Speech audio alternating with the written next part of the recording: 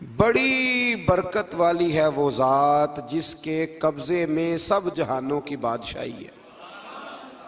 तबारकल्लज़ी बियदिहिल मुल्क। बड़ी बरकत वाली है वो ज़ात जिसके हाथ में तमाम जहानों की, वहु अला कुल्लि शैइन कदीर, और वो हर चीज़ पर पूरी तरह कादिर है, पूरी तरह कुदरत रखता है। फरमाया अल्लज़ी खलक़ल मौत, वो जिसने मौत को खल्क किया, वल हयात, और जिसने ज़िंदगी को बनाया। किस लिए? लियब्लुवकुम अय्युकुम अहसनु अमला, ताकि तुम्हें आजमाए कि तुम में से किसका अमल बेहतर।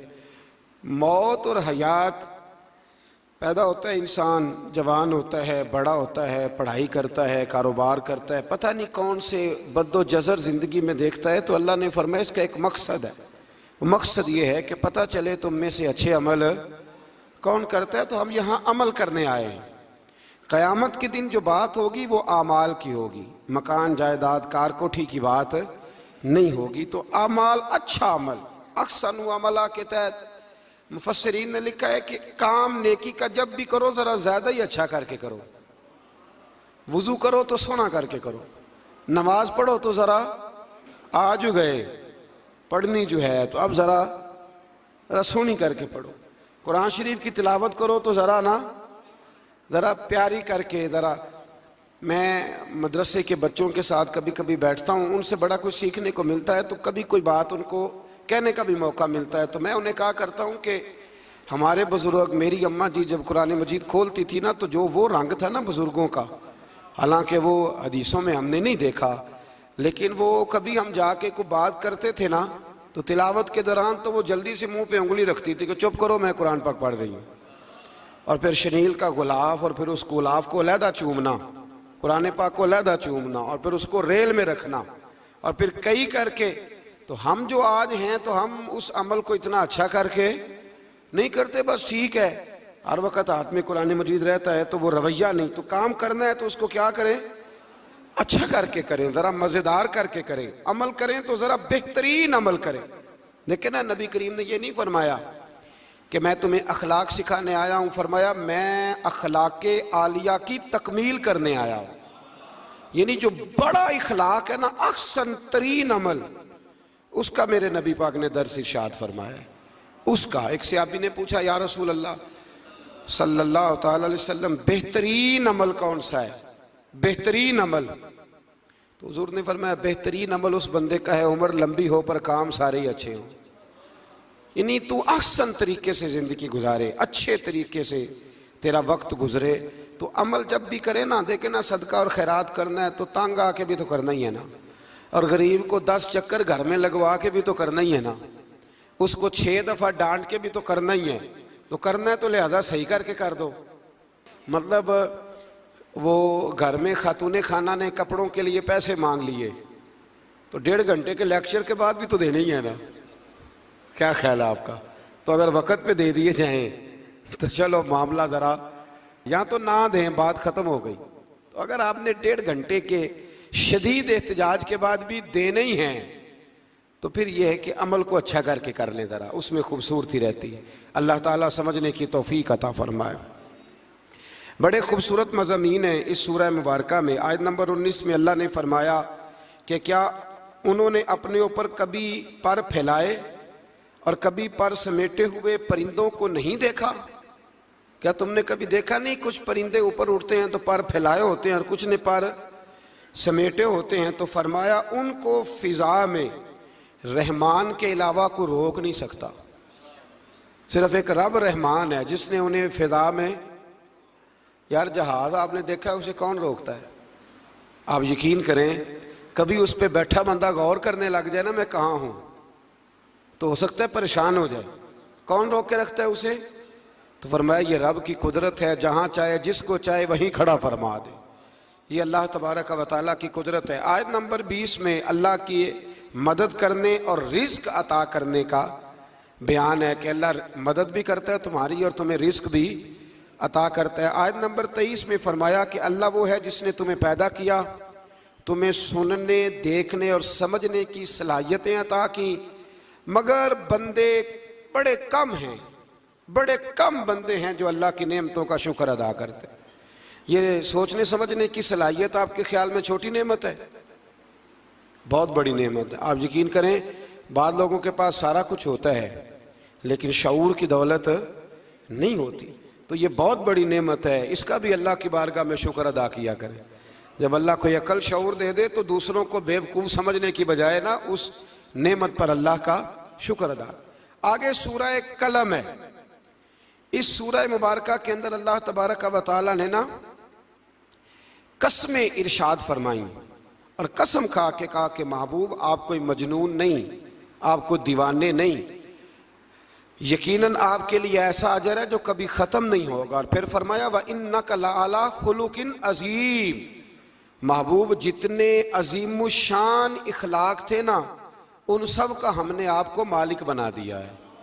ये आला लफ्ज़ इस्तिलाह है, कब्ज़े के माना में आता है अरबी में। फरमाया हमने आपको इखलाक आलिया का मालिक बना, जितने अच्छे अखलाक हैं उन सब का अल्लाह ने नबी पाक को मालिक। और सब मुफस्सिरीन ने बड़ा कुछ लिखा, पर बरेली के इमाम ने एक जुमला लिखा तो बड़ा ही शानदार लिखा।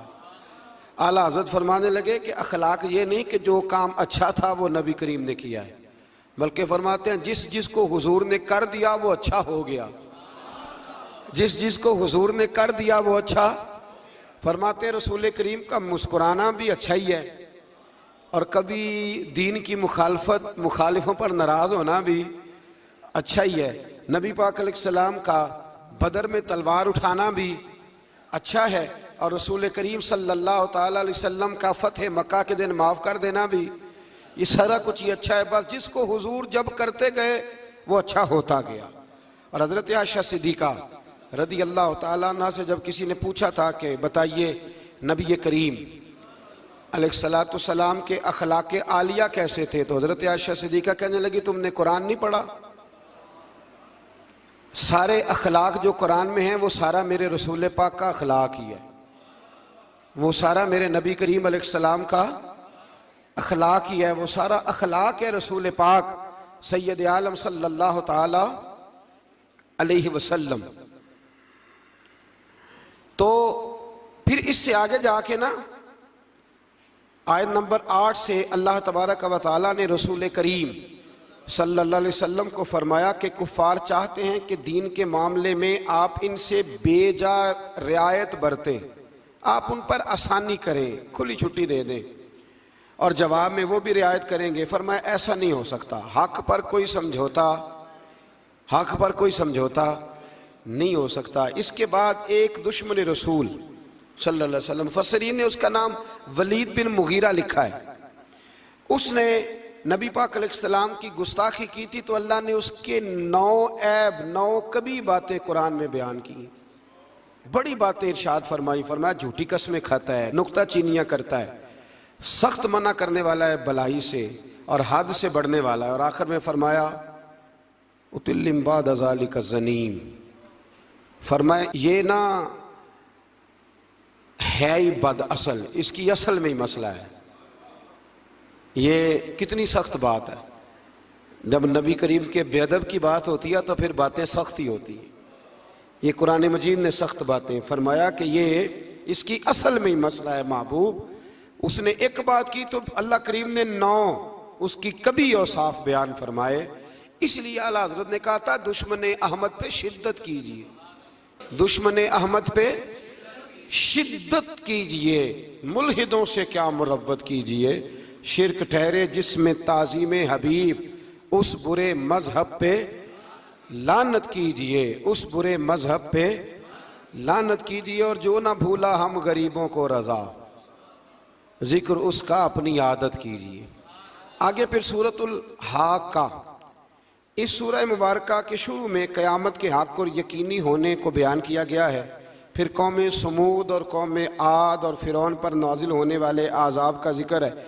ये सारे मज़ामीन पहले बयान हो चुके हैं ना जी, माशाअल्लाह तफसील से हम सुन चुके हैं। कौम आद, कौम समूद, इन सब के बारे में इस सूरह मुबारका में अल्लाह ने बयान फरमाया। इसी सूरह की आयत नंबर 19 से बताया कि क़यामत में जिसके नामा या माल उसके दाएं हाथ में दिया जाएगा ये उसके सुरखरू होने की अलामत होगी। जिसके सीधे हाथ में नामा या माल दिया जाएगा मतलब होगा कि कामयाब हो गया, और वो इफ्तिखार के साथ लोगों से कहेगा, बड़े फ़ख्र के साथ कहेगा कि आओ मेरा नामा अमाल पढ़ो।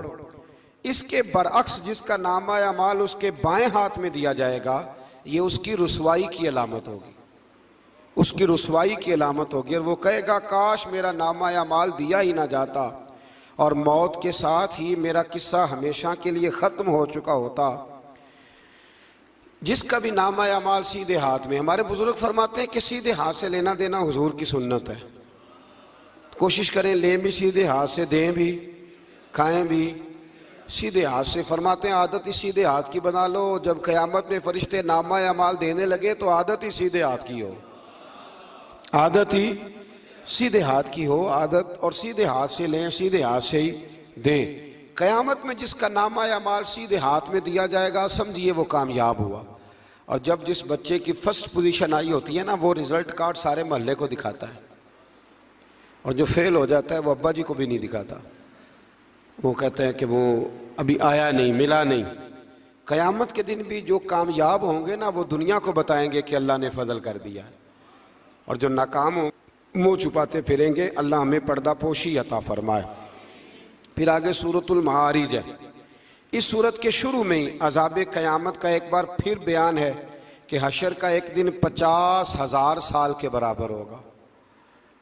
आसमान पिघले हुए तांबे की तरह हो जाएगा और पहाड़ धनी हुई रंगीन ऊन की तरह हो जाएंगे। कोई किसी का पुरसाने हाल न होगा। उस वक़्त मुजरिम ये तमन्ना करेंगे कि बीवी भाई रिश्तेदार, बीवी भाई रिश्तेदार और तमाम अहले ज़मीन सबको अपना फिदिया दे के अपनी जान छुड़ा लें, सबको धोंस दे आग में, लेकिन अपनी जान छुड़ा लें। उस दिन इंसान का ये हाल होगा।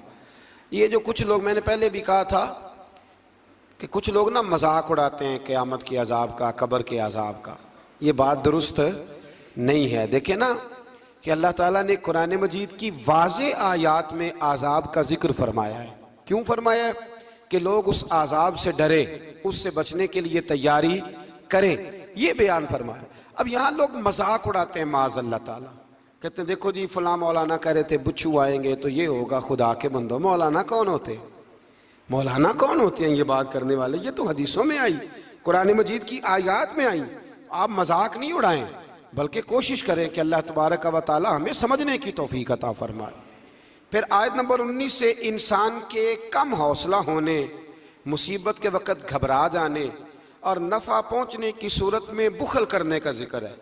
फरमाया बड़े कम हौसले वाला है, मुसीबत के वक़्त घबरा जाता है। और अगर इसे हम नफ़ा दें ना, तो जब नफ़ा मिले तो चाहिए था ना सखावत करता, तो उस वक़्त क्या करता है? बुखल करता है, कंजूसी करता। अल्लाह फरमा रहा है, नबी पाक अलैहिस्सलाम ने फरमाया ये जो सखी होता है ना, फरमाया ये सखी बंदों के दिल के करीब भी होता है, अल्लाह के करीब भी होता है और जन्नत के करीब भी होता है। और फरमाया ये जो बखील होता है ना, बखील, ये बंदों से भी दूर ही होता है, बंदों से भी दूर है, जन्नत से भी दूर है और अल्लाह तबारक व तआला के कुर्ब से भी दूर है। और हुजूर फरमाते हैं जब सुबह सूरज तुलू होता है तो फरिश्ता दुआ करता है, अल्लाह सखी को ज़्यादा अता फरमा, और कहता है या अल्लाह जो कंजूसी करे ना उससे रोक ले, उसे ना दे, इसलिए कि जब वो नहीं दे रहा। बड़ी खूबसूरत मिसाल अल्लामा इस्माइल हकी ने लिखी है। आप फरमाते हैं कुएं से सारा पानी ख़त्म हो जाए तो नीचे से ताज़ा आ जाता है, और अगर पानी ख़त्म ना हो, अंदर ही पड़ा रहे तो बासी हो जाता है। तो ऐसा होना चाहिए कि एक दफ़ा सारा पानी ख़त्म, मैं आपको सारा माल सदका करने को नहीं कह रहा, लेकिन हज़रत अबू बकर सिद्दीक ने कई दफ़ा ये काम किया। हिजरत की रात भी सारे पैसे ही ले गए, तबूक के दिन भी सारे पैसे खर्च कर दिए। हुजूर ने ऐलान किया तो सारे पैसे ही। मौलाना हसन रज़ा साहब फरमाया करते थे आला हज़रत के भाई, बयां हो किस ज़ुबान से मर्तबा सिद्दीक़ अकबर का, कि महबूब खुदा महबूब है सिद्दीक़ अकबर का, और लुटाया राह हक ने घर कई बार इस मोहब्बत से कि लुट लुट कर हसन घर बन गया सिद्दीक़ अकबर का। लुट लुट कर हसन घर बन गया सिद्दीक़ अकबर का। तो कंजूसी से बचने की कोशिश करें। हाँ, इस्लाम फजूल खर्ची से मना करता है, फजूल खर्ची नहीं करें, लेकिन जहाँ खर्च करना हो वहाँ से कंजूसी भी न करें। फिर इससे आगे सूरह नूह का जिक्र है। इस सूरह के शुरू में ही नूह अलैहिस्सलाम का अपनी कौम की तरफ मबूस होने पर कौम को अल्लाह की इबादत की दावत देने और गुनाह छोड़ने का जिक्र है। फिर हज़रत नूह अलैहिस्सलाम ने जो अपनी कौम के बारे में अल्लाह से फरियाद की कि अल्लाह ये नहीं मानते, फिर अजाब आया, तो उस सारी बात का अल्लाह ने सूरह नूह के अंदर जिक्र फरमाया। फिर आगे सूरतुल जिन्न है, सूरह जिन्न। मैंने आपको पिछले कुछ असबाक में भी बताया था कि जिन्न नबी करीम अलैहिस्सलाम के ग़ुलाम थे, हुजूर का कलमा पढ़ते थे। जिन्नात मुसलमान होते हैं, बिला वजह किसी को तंग नहीं करते। हमारे यहाँ जितना शोर है ना जिन्नात के आने का, इतने आते नहीं, इतना काला जादू होता नहीं जितना कि हम लोगों ने समझ लिया है। कुरान मजीद की आखिरी 2 सूरतें पढ़ें, अल्लाह अपनी रहमत फरमाने वाला है, अल्लाह करम नवाजी करने वाला है। इस सूरत में इस अमर का बयान हुआ है कि जिन्नात जो थे वो आलम बाला में ख़बरों कि सन गन के लिए खबरें तलाश करने के लिए जाया करते थे, मगर अब वो वक्त आ गया है कि आलम बाला में उनका दाखिला बंद कर दिया गया है। एक वक्त था कि जिन्नात खबरें सुनने गिनने के लिए चले जाते थे, अब उनका दाखिला अब वहाँ की खबरें बता सकते। यानी को बाबा जी अगर कह देना कि मुझे जिन ने बताया है कि तेरी इतनी रोज़ी है, इतनी बांध है, तब तू मर जाएगा, तो ये बात इसलिए दुरुस्त नहीं कि अब जिन्नों का वहाँ जाना वैसे ही बंद हो गया। तो अब बाबा जी तो आपको पता है ना, ये भी कह देते हैं इल्ला माशाल्लाह कि वो चीज़ें पैसे मांगती हैं। यानी बड़ी बड़ी अजीब फ़लसफ़े के साथ ना वो चीज़ें पैसे मांगती हैं। तो मैंने कहा मतलब चीज़ों का पैसे मांगना तो समझ में नहीं आता, या फिर कोई ऐसी बात बता दी जाती है कि जिससे वो पैसे देने वाला माहौल बन जाता है। तो फरमाया अब इनका वहाँ जाना बंद है, और जो भी जाता है मुहाफिज उनका रास्ता रोक लेते हैं और आग के गोले उन पर बरसाए जाते हैं अगर आसमानों पर जाने की जिन कोशिश करें। जिन्नात ने मशवरा किया कि पूरे रूए ज़मीन का जायज़ा लेके देखें आखिर ये सारा मंजर क्यों तब्दील हो गया, तो ज़रूर कोई बड़ी तब्दीली आई है। हज़रत इब्ने अब्बास रज़ियल्लाहु तआला अन्हु ने बयान किया कि इनकी एक जमात मक्के की तरफ गई और वहाँ नबी पाक अलैहिस्सलाम अकाज़ के बाज़ार में अपने असहाब को सुबह की नमाज पढ़ा रहे थे। उन्होंने ये कुरान सुना और फिर जिन जाके दूसरों को कहने लगे कि ऐसा कुरान सुन के आए हैं कि जैसा कभी नहीं सुना। तो आओ फिर महबूब करीम की बारगाह में चलते हैं। खुद भी मुसलमान हुए और अपनी कौम को भी इस्लाम की दावत दी। इसकी आयत नंबर 26 में अल्लाह तबारक व तआला ने फरमाया, ये सूरह जिन जो है ना, इसकी आयत नंबर 26 अल्लाह करीम ने इरशाद फरमाया, आलिमुल गैबी फला युज़हिरु अला गैबिही अहदा। फरमाया गैब का जानने वाला अपने गैब पर किसी को मुत्तले नहीं करता। गैब का जानने वाला आगाह नहीं करता अपने गैब पर किसी को भी। आगे फरमाया इल्ला मन इर्तदा मिर रसूल, लेकिन अपने रसूलों में से जिसको पसंद करता है इस काम के लिए चुन लेता है। किसी आम बंदे को गैब पर मुत्तले, ये आयत नंबर 26 मैंने कितनी दफ़ा याद कराई है आपको।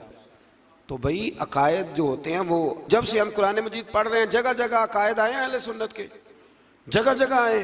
तो आप समझे ना कि ये अकीदा जो होता है ये शेर से साबित नहीं होता, ये कुरान हदीस से साबित होता है। शेर तो एक ज़ौक़ का नाम है। तो फरमाया आम आदमी को अल्लाह गैब पर इत्तला नहीं देता, पर अपने रसूलों में से जिसको चाहता है इस काम के लिए चुन लेता है। तो बताइए नबी पाक से बढ़ के भी अल्लाह किसी को चाहता है? हुजूर ने फरमाया खबरदार हो जाओ, उसने मुझे अपना महबूब बनाया है। आला व अना हबीबुल्लाह, खबरदार मैं अल्लाह का हबीब बन के आया हूँ। तो इल्म गैब अल्लाह ने अपने रसूल को दिया और उसकी बरकत से नबी करीम अलैहिस्सलाम ने दीन का बहुत सारा काम किया। हबीब करीम अलैहिस्सलाम ने बहुत सारी बातें, और बहुत सारे ऐसे लोग हैं जो सिर्फ हुजूर का गैब देख के ईमान लाए, यानी ईमान ही गैब देख के लाए। खुद हजरत अब्बास नबी करीम के चचा, वो जब बदर के लिए आने लगे ना, वो आना उस वक़्त भी नहीं चाह रहे थे, पर कबीले और बरादरी ने मजबूर करके उन्हें साथ तैयार किया। वो आए ना तो जो घर में सोना पड़ा था ना वो एक जगह पे छोड़ आए। अपनी बीवी को कहने लगे कि मैं आ गया तो निकाल लूँगा, और अगर मैं कत्ल कर दिया गया तो तू ना निकाल के बच्चों पे खर्च कर देना। तो नबी पाक अलैहिस्सलाम के पास जब ये कैदी हो के आए तो हुजूर ने फरमाया चचा फिदिया दो, इतने पैसे दो, चले जाओ। तो कहने लगे मेरे पास तो शय ही कोई नहीं। वो जो 15 दिन उम्रे वाले वहाँ रहते हैं ना, वो 2.5 मन की शॉपिंग कर लेते हैं, और जब कस्टम वाला कहता है पैसे दो तो ताज़ा उम्रा किया होता है, कहते शायद कोई नहीं, ये जुल्म है, ताज़ा उम्रा किया अभी आए हैं। हाँ जी, तो मतलब इतनी वो खस्ता हाली हो जाती है। ये मैं प्रैक्टिकल बता रहा हूँ अल्लाह के फजल से। एक से मैंने कहा तो मुझसे ले ले, कहता चुप करो तुसी को बिच बोल दे। मैंने कहा मुझसे ले लो, दे देना, कहते तू छो। वो भाई छोड़े, आप क्यों गलत बात करते हैं। तो बहुत सारे बंदे होते हैं जो कहते हैं शाय कोई नहीं, बिल्कुल कोई शाय नहीं। हाँ, कोई प्लाट सस्ता बिक रहा हो तो पैसे निकल आते हैं, फिर कहते मैं फड़े ने किसी को लो, भाई को खा जाएगा। चले ठीक है, आप छुपाएं अपनी दौलत को, लेकिन इन लफ्जों के साथ नाशुक्री करना कि शाही कोई नहीं, ये मामला दुरुस्त है। तो हजरत अब्बास ने भी ना नबी करीम की बारगाह में अर्ज किया, हुजूर कोई शय नहीं, कहाँ से दूं। तो हुजूर मुस्कुराए। हुजूर ने फरमाया चाचा जब घर से निकलने लगे थे तो वो अकेले में मेरी चची को बुला के जो पैसे दे के आए थे, और वो उसको कह के आए थे कि मैं आ गया तो मैं तुम्हें बताऊंगा क्या करना है, ना आया तो फिर निकाल के बच्चों पे खर्च कर देना। ये सुनकर हजरत अब्बास पे राशा हुआ तारी। ये सुनकर हजरत हफीज जलंधरी कहते हैं, ये सुनकर हजरत अब्बास पे राशा हुआ तारी कि पैगंबर तो रखता है दिलों की भी खबरदारी। ख्याल आया मुसलमान नेक व बद पहचान जाते हैं, और मोहम्मद आदमी के दिल की बातें जान जाते हैं। मोहम्मद आदमी के दिल की बातें जान जाते हैं, और कोई गैब तुमसे नेहा हो भला जब खुदा ही ना छुपा रहा। तुम पर करोड़ों दुरूद व सलाम जब खुदा ही ना छुपा रहा। कितनी अजीब बात है। यहाँ भी लोग तराजू लेके बैठे हैं। इकबाल से किसी ने कहा कि 2 उलमा की बहस है, कहता है हुजूर को गैब नहीं, दूसरा कहता है आओ चलें। तो इकबाल कहने लगे मुझे शर्म ना आएगी, मैं वहां चला जाऊं जहां लोग मेरे नबी का इल्म तोलने के लिए तराजू लेके बैठे हैं, हुजूर का इल्म तोल रहे हो। इकबाल कहने लगे मेरे नबी के तो गुलामों का इल्म नहीं तोला जा सकता, तुम हुजूर के इल्म की बात करते हो। ये थोड़ा सोच समझ के बात करनी चाहिए। और नसे कती है कुरान पाक की। एक दिन सजा लिया था मेरे नबी पाक ने मिंबर, फरमाया पूछ लो फिर जो पूछना है पूछो। तो हजरत उमर जैसे लोग उठ के खड़े हो गए, कहा या रसूलल्लाह हम अल्लाह के रब होने पे राजी हैं, आपके रसूल होने पे राजी हैं, इस्लाम के दीन होने पे हुजूर हम बड़े राजी हैं, हम बड़े राजी। इसलिए ये तो ऐसा मसला है कि इस मसले को देख देख के लोग मुसलमान हुए। तो हजरत अब्बास को जब हुजूर ने सारी बात बताई ना, तो हजरत अब्बास कहने लगे फिदिया मर्जी का ले लेना, पर पहले मुझे कलमा पढ़ाओ। कहा क्यों? फरमाया मुझे समझ आ गई है, वो बात मेरे और मेरी बीवी के अलावा किसी को पता ही नहीं, अगर आपको पता चली है तो यकीनन आपको कोई बताने वाला है, तो वो जो आपको बताने वाला है ना वही रब्बुल आलमीन है। तो हुजूर का तो गैब देख के दुनिया कलमा पड़ जाती थी। इस पर बड़ी तफसील से मैंने एक दफ़ा बात की थी, मौका मिला तो वो सारी रिवायात एक जगह किसी वक्त जमा करेंगे इंशाअल्लाह ताला, और आपको अर्ज़ करेंगे कि वो क्या खूबसूरत माजरा है। और अब तो अल्हम्दुलिल्लाह एक और आसानी भी हो गई है। मेरी बातें कोई इस काबिल तो नहीं थी, लेकिन चूंकि अल्लाह रसूल के फरामीन थे तो एक दोस्त ने लिखनी शुरू कर दी, इंशाअल्लाह जल्दी छप भी जाएंगी। तो अर्ज़ करने का मकसद ये है कि ये चीज़ें आएंगी और आपको बताएंगे कि अल्लाह ने अपने महबूब करीम को किस तरह गैब के खजानों की कुंजियाँ अता फरमाई हुई।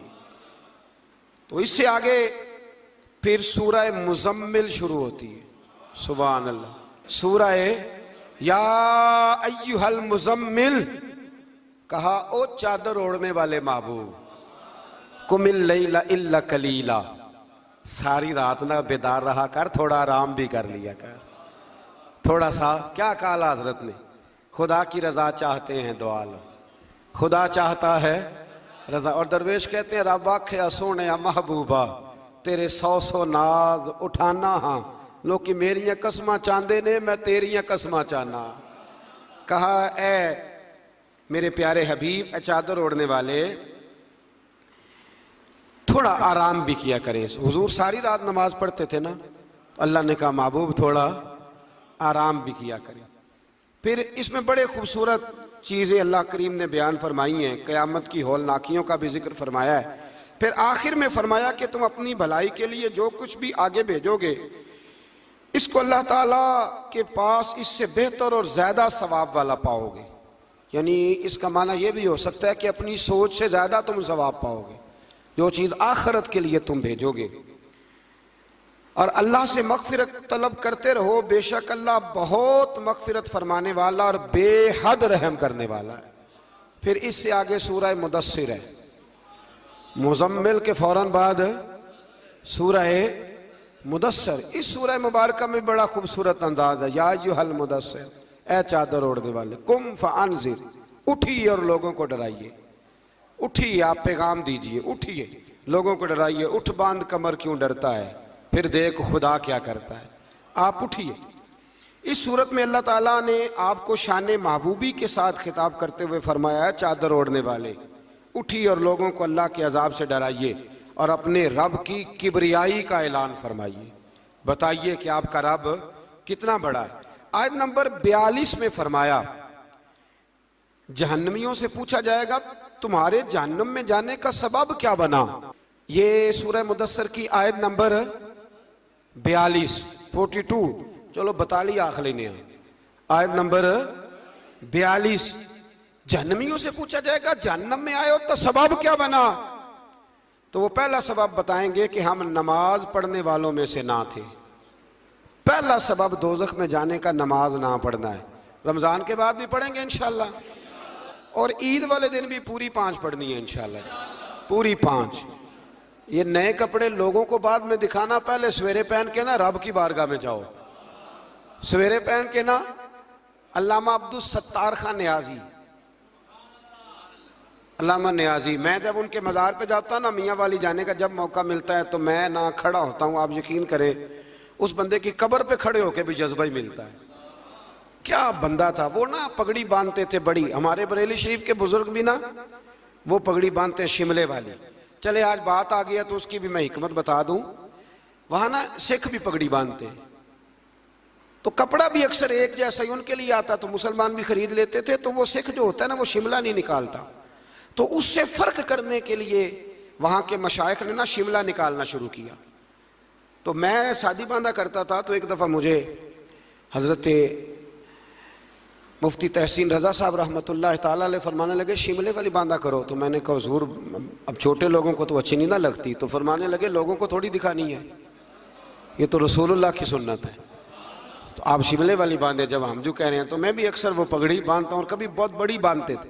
तो अल्लामा न्याजी पगड़ी बांधते थे, तो जिन लोगों ने देखा बड़ी ऊंची होती थी, वो बड़ी ऊंची पगड़ी और हाथ में छड़ी होती थी, और कभी वो तकरीर करते थे तो जमीन पे लगाते थे, तो पता चलता था कि मर्द बात कर रहा है।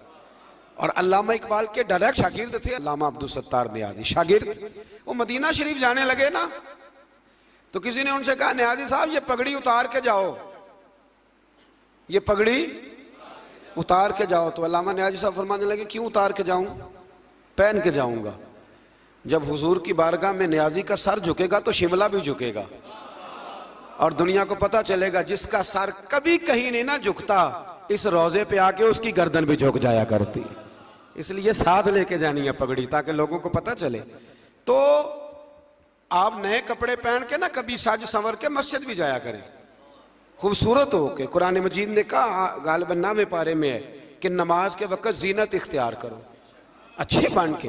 तो नए कपड़े पहन के ना ईद वाले दिन 5 नमाजें पाबंदी से पढ़नी है इंशाअल्लाह ताला। ये राश देखना है इंशाअल्लाह ताला, पता चलेगा कि रमज़ान के रोज़ों ने असर किया हमारे ऊपर। तो जहन्नमियों से पूछा जाएगा दोज़ख में आने का सबब क्या बना, तो कहेंगे हम नमाज पढ़ने वालों में से ना थे, और दूसरी बात ये कहेंगे कि हम मिस्कीन को खाना नहीं खिलाते थे। दोज़ख में जाने का दूसरा सबब कि तौफीक के बावजूद लोग मिस्कीनों का ख्याल नहीं रखते। और तीसरी बात वो ये कहेंगे कि हम लगव कामों में मशगूल रहते थे। लगव काम, बेहुदा काम उसको कहते हैं जिसका फायदा कोई नहीं। ये बड़े बड़े सियाने लोग गेमें खेलते हैं, सियाने लोग, अक्लमंद लोग। तो ये जहन्नम में जाने का तीसरा सबब कुरान ने बयान किया। लगवियात, फट्टे पे बैठ गए, फजूल बात शुरू कर दी। भाई इससे बेहतर था तो कुरान मजीद की तिलावत करता। ऐसे ही बिला वजह लगवियात हैं ये सारी। मैं मना नहीं करता खाना खाने के लिए कभी ज़रूर जाएं, लेकिन ये माहौल ही बना लेना कि आज तुझे पार्टी है तो कल मुझे पार्टी है तो परसों उसको पार्टी है। तो ये शुगल मेला हर वक्त का, मुसलमान के पास तो इतना वक्त ही नहीं। एक दोस्त मुझे कहने लगे कि मैं आजकल बड़ा बोर हो रहा हूँ, तो मैंने कहा तो असल में फारग है, वरना हमारे पास तो टाइम ही कोई नहीं बोर होने का। बंदा मतलब को फुर्सत मिले तो बोर हो ना, पता नहीं कहाँ से लोग टाइम निकाल लेते, अब बोर भी हो लेते। तो आप फारिग लगवियात से बचे। लगव काम करना जहन्नुम में जाने का तीसरा सबब है। ये कुरान मजीद ने इस सूरह मुबारका की आयत नंबर 42 में इरशाद फरमाया। और चौथे नंबर पर कहेंगे हम क़यामत के दिन को झुटलाते थे कि मौत हमारे सर पे आ गई। ये 4 काम है जो जहन्नम में जाने का सबब बनेंगे। नमाज ना पढ़ना, पहला काम मिस्कीन को खाना न खिलाना, और तीसरा लगव और फजूल कामों में मशगूल रहना, बिल्कुल किसी कोई फायदा ही नहीं वो काम करते रहना, बिल्कुल बेमाना बेमकसद काम करना। और चौथे नंबर पे कहेंगे कि हम क़यामत के दिन को, आज भी कुछ लोग कह देते हैं कि मरेंगे तो देखी जाएगी। मसलन क्या देख लेंगे आप, इतनी बड़ी जुर्रत, इतनी बड़ी। अल्लाह ताला हमें समझने की तौफीक अता फरमाए। सूरतुल क़यामा शुरू हो जाती है जी इससे आगे। इस सूरह मुबारका के अंदर अल्लाह तबारक व तआला ने इन लोगों के बारे में जो आखिरत के मुनकर हैं, अल्लाह ताला ने कसम जिक्र फरमा के इरशाद फरमाया, क्या इंसान ने ये गुमान कर रखा है कि हम मरने के बाद इसकी हड्डियों को जमा नहीं करेंगे? क्यों नहीं, हम इस बात पर कादर हैं कि इनकी उंगलियों के पोरे जैसे पहले थे वैसे ही बना देंगे। यानी उंगलियां तक तुम्हारी जमा कर ली जाएंगी, उंगलियां तक। क़यामत के दिन तुम्हें किसी की कब्र खुली तो उसको देखा कि हड्डियों का पिंजर बन गया, लेकिन अल्लाह उसे भी क़यामत में जमा फरमाएगा दोबारा से। और वो मिसाल मैं तीसरे चौथे पारे में दे चुका हूँ, जब हज़रत इब्राहीम अलैहिस्सलाम ने जानवरों का, परिंदों का कीमा करके रखा था और कहा पुकारिए, तो वो सारे अपने परों पर दौड़ते हुए हाजिर हो गए थे। आगे सूरह दहर शुरू होती है। सूरह दहर ये 29वां पारा है, और इसमें सूरतें अगरचे छोटी छोटी हैं पर क्या बात है सब सूरतों की। हर सूरह मुबारका बड़ी अपने अंदर इम्तियाजी शान रखती है। सूरह दहर में फरमाया हल अता अलल इंसानीहीनुम मिनद्दहरि लम यकुन शैय्यम मज़कूरा। फरमाया बेशक गुजरा है इंसान पर ज़माना एक ऐसा कि जब वो कोई काबिल ज़िक्र चीज़ नहीं था। एक वक़्त था कि जब कोई इसका ज़िक्र था कि नहीं, वो वक़्त भी जब ना नाम था ना वल्दियत थी। फिर दुनिया में आके लोग समझते हैं कि मैं उठता हूँ तो ज़माना उठता है, मैं बैठता हूँ तो ज़माना मेरी वजह से निज़ाम चलता है। तो अल्लाह फरमाते हीन मिनद्दहरि लम यकुन शैय्यम मज़कूरा, तेरा तो जिक्र ही कोई नहीं था, तो जानता ही कोई नहीं था, ये तो रब ने तुझे पैदा किया है। तो अब तू समझता है कि मैं कोई चीज़ हूँ। बड़े बड़े लोगों की कब्रों पे जाओ, कोई पूछने वाला नहीं, कोई नहीं। वो जो कह देते थे तो कानून बनता था, कानून जिनके साइन करने से लोग फांसी से बच भी जाते थे और फांसी लग भी जाते थे। आज उनका जानने पहचानने वाला कोई नहीं। तो इंसान ना भूल जाता है, भूल जाता है। एक दौर वो भी होता है, एक दौर वो भी होता है जब बस में बैठने को जगह कोई नहीं देता, और एक दौर वो भी होता है कि दर्जनों कारें लेके लोग गलियों में खड़े होते हैं। इंसान को सारे वक्त याद रखने चाहिए, इसे भूलना हुजूर